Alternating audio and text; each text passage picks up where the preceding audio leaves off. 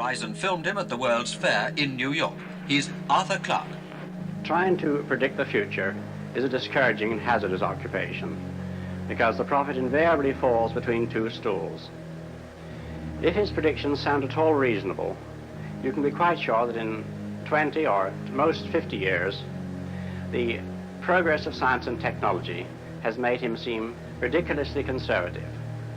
On the other hand, if by some miracle a prophet could describe the future exactly as it was going to take place, his predictions would sound so absurd, so far-fetched, that everybody would laugh him to scorn. This has proved to be true in the past, and it will undoubtedly be true, even more so, of the century to come. The only thing we can be sure of about the future is that it will be absolutely fantastic. So, if what I say now seems to you to be very reasonable, then I'll have failed completely. Only if what I tell you appears absolutely unbelievable have we any chance of visualizing the future as it really will happen. Let's start by looking at the city of the future. Some people think that it will be like this. And they're quite right. In fact, everything you see now already exists. All the materials, all the ideas, these things could be put into practice immediately. But what about the city of the day after tomorrow? Say the year 2000. I think it will be completely different. In fact, it may not even exist at all. Oh, I'm not thinking of the atom bomb and the next Stone Age. I'm thinking of the incredible breakthrough which has been made possible by developments in communications, particularly the transistor and, above all, the communications satellite. These things will make possible a world in which we can be in instant contact with each other, wherever we may be, where we can contact our friends anywhere on Earth, even if we don't know their actual physical location. It will be possible in that age, perhaps only 50 years from now, for a man to conduct his business from Tahiti or Bali just as well as he could from London. In fact, if it proves worthwhile, almost any executive skill, any administrative skill, even any physical skill, could be made independent of distance.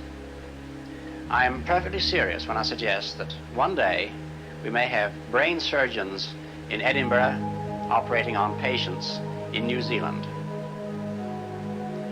When that time comes, the whole world will have shrunk to a point, and the traditional role of the city as a meeting place for man will have ceased to make any sense.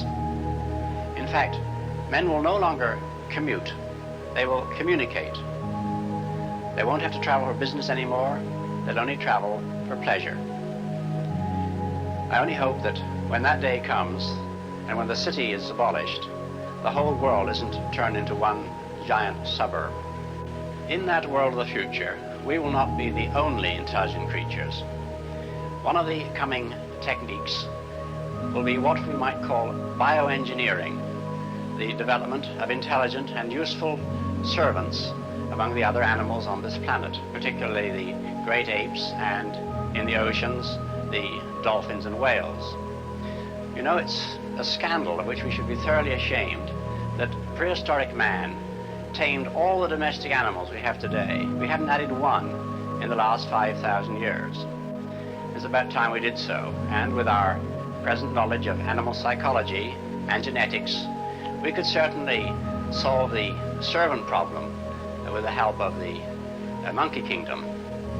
Of course, eventually our super chimpanzees would start forming trade unions, and we'd be right back where we started. However, the most intelligent inhabitants of that future world won't be men or monkeys. They'll be machines, the remote descendants of today's computers. Now, the present-day electronic brains are complete morons, but this will not be true in another generation. They will start to think, and eventually they will completely outthink their makers. Is this depressing? I don't see why it should be. We superseded the Cro-Magnon and Neanderthal men, and we presume we're an improvement. I think we should regard it as a privilege to be stepping stones to higher things.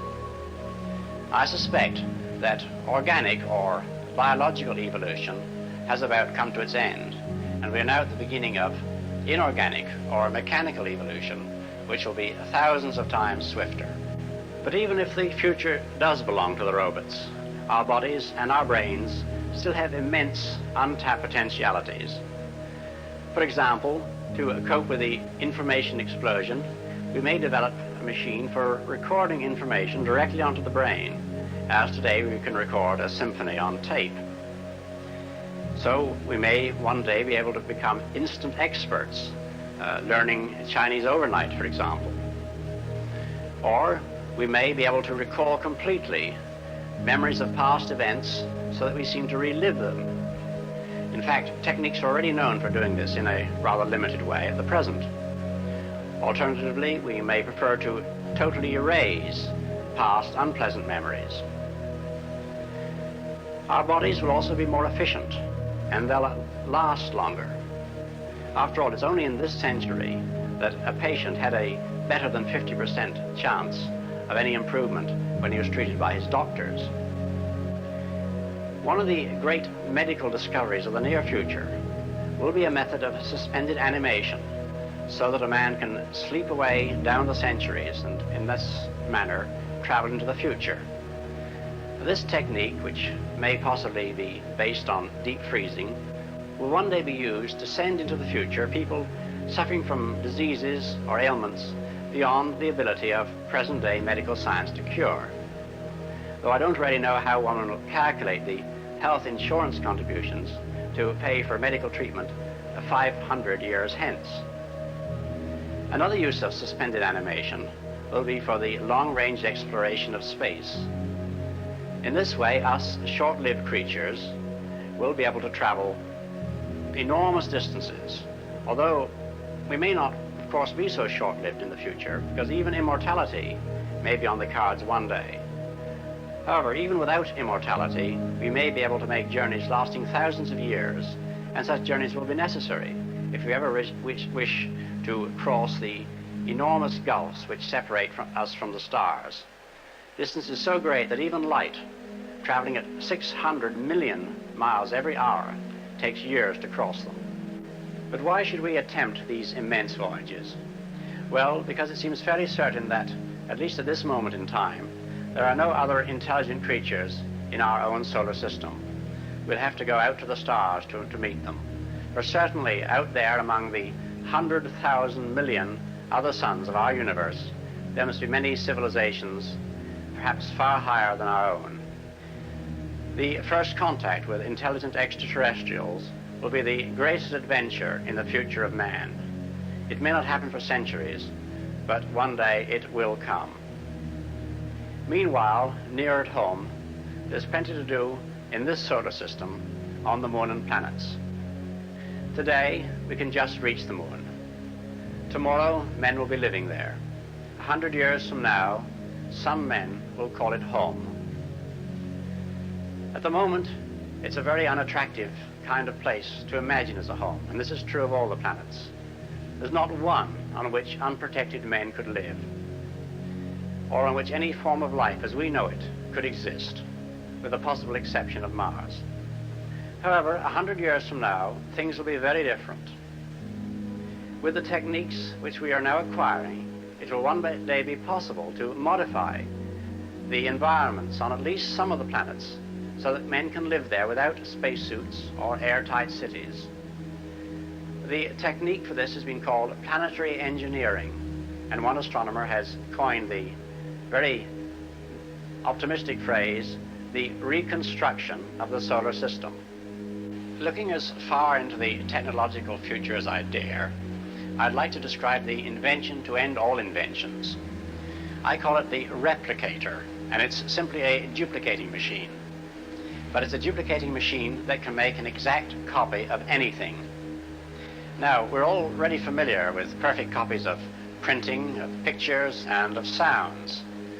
Yet the camera and the tape recorder would have seemed miraculous to our ancestors.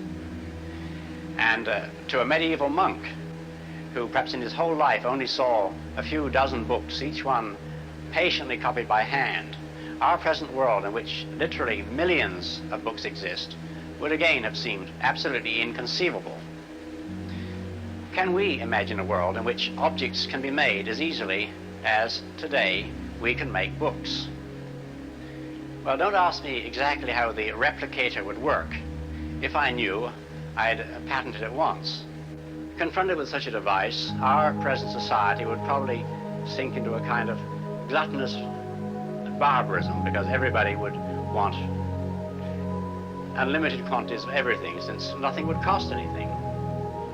In fact, cynics may doubt if any human society could survive an invention which would lead to unlimited abundance and the final ending of the curse of Adam. And yet, you know, human beings are almost infinitely adaptable. Look at the incredible changes we've experienced and survived from the Stone Age to the present time. And yet even greater changes are still to come, because the future is not merely an extension of the present with bigger and better machines and cities and gadgets. It will be fundamentally different, and many of the things we take for granted will one day pass away as completely as spinning wheels and sedan chairs and oil lamps. And that is why the future is so endlessly fascinating, because try as we can, we'll never outguess it.